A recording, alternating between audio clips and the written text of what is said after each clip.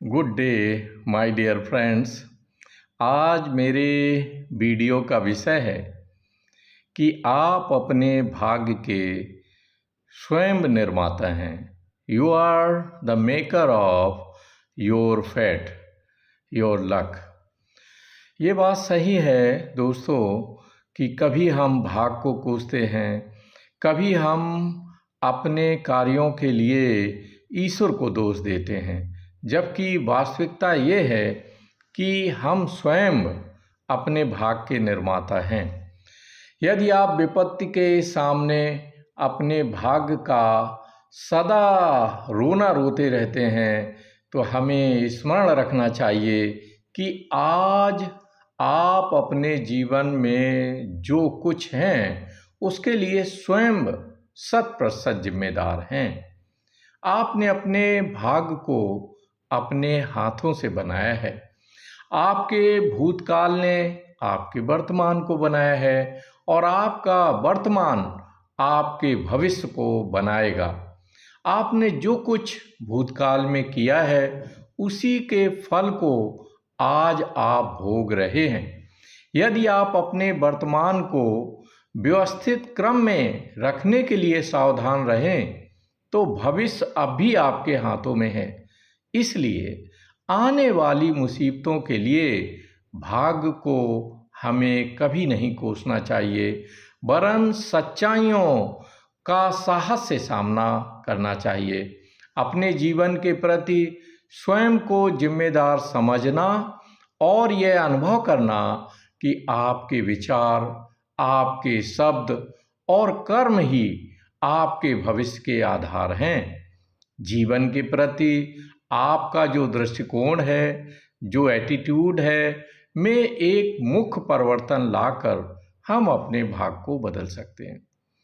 ईश्वर को दोष देना भाग्य के लिए बिल्कुल निरर्थक है, क्योंकि ईश्वर ने सभी का भाग्य एक जैसा बनाया है और साथ ही साथ उसने सभी को एक जैसे अंग सौंपे हैं। सभी के 2 हाथ हैं, एक दिमाग है, 2 आँखें हैं, 2 कान हैं, 2 पैर हैं चलने के लिए। तो ऐसी कंडीशन में ईश्वर को दोष देना कहाँ तक सार्थक है। इसके अतिरिक्त आपके पास दोस्तों वह शक्ति है जिसके द्वारा आप अपनी वर्तमान स्थिति में भी परिवर्तन और सुधार ला सकते हैं। आपको भाग्य का गुलाम बने रहने की जरूरत नहीं है। हमें याद रखना है कि व्यक्ति को ईश्वर ने परिस्थितियों का दास बनने के लिए नहीं बनाया है, बल्कि उसका जन्म हुआ है कि वो परिस्थितियों पर विजय प्राप्त करके अपने भाग्य का निर्माण करे। विभिन्न बाधाओं के विरुद्ध सकारात्मक विचारों, दृढ़ निश्चय तथा इच्छा शक्ति, विल पावर से किए गए वास्तविक प्रयत्नों द्वारा हम भाग्य की शक्तियों पर विजय पा सकते हैं। यदि आप अपने परमात्मा के प्रति अपने आप को समर्पित कर दें तो कर्मों के चक्र से अपने को मुक्त करना और सरल हो जाता है, क्योंकि तब आपको हर कदम पर दिव्य सहायता प्राप्त होने लगती है। दोस्तों, इस प्रकार भाग्य चक्र में खरीदे हुए एक गुलाम की तरह सदा चक्कर काटते रहना आवश्यक नहीं है। आपने इस चक्र से बाहर निकलने और इससे नियंत्रित होने के बजाय इसको नियंत्रित करने की आपके अंदर शक्ति है। जैसे ही आपकी चेतना का स्तर ऊपर उठता है, आपके ऊपर भाग्य की पकड़ ढीली होने लगती है। यही कारण है कि आध्यात्मिक ज्ञान प्राप्त व्यक्तियों के भाग्य का भय नहीं रहता है। वे एक ऐसे स्तर पर होते हैं जहां संसार की वस्तुएं व परिस्थितियां उन्हें प्रभावित नहीं करती हैं, वरन वे स्वयं उन्हें प्रभावित करते हैं। भाग्य चक्र को घुमाने वाला हत्था यानी हैंडल उनके हाथों में होता है, जिससे वे निश्चित परिस्थितियों को बदल सकते हैं। भाग्य उनका सेवक होता है और वे उनके स्वामी होते हैं। वे हमारी तरह भाग्य के गुलाम नहीं होते हैं और ना ही भाग्य उनका स्वामी होता है। इसका एक दूसरा आयाम या पहलू भी है। जब एक बार आप चेतना का उच्च स्तर और अपने मन को नियंत्रण में ले लेते हैं तो आप दुर्भाग्य से प्रभावित नहीं होते हैं। आप कमज़ोर मन वालों की तरह टूटने की बजाय शांतिपूर्वक उसका सामना कर सकते हैं। दोस्तों, जीवन की विपत्तियों या दुर्भाग्य के प्रति आपकी जो प्रतिक्रियाएं हैं और जो दृष्टिकोण है वो पूरी तरह परिवर्तित हो जाता है। आप उनको गंभीरता से नहीं लेते हैं और ना ही उनका विरोध करते हैं। आप समझते हैं कि वे कुछ निश्चित नियमों के अनुसार आई हैं और कुछ समय बाद चली जाएंगी। इस प्रकार उनसे अनासक्त भाव और अलग रहकर आप इन विपत्तियों को एक दर्शक की तरह देखते हुए मानसिक रूप से स्थिर रहते हैं।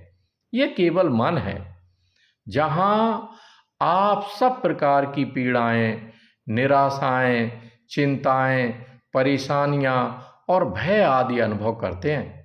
एक बार मन को वश में कर लेने पर ये सारी परिस्थितियां आप पर अपनी पकड़ ढीली कर देती हैं और स्वयं को आपके चरणों में समर्पित कर देती हैं। दोस्तों, आज मैं देखता हूँ कि लोग ज़्यादातर भाग को कोसते रहते हैं। तो दोस्तों, उठ खड़े हो। भाग को कोसने से कुछ नहीं मिलेगा। भाग बदलने का हथियार आपके पास है।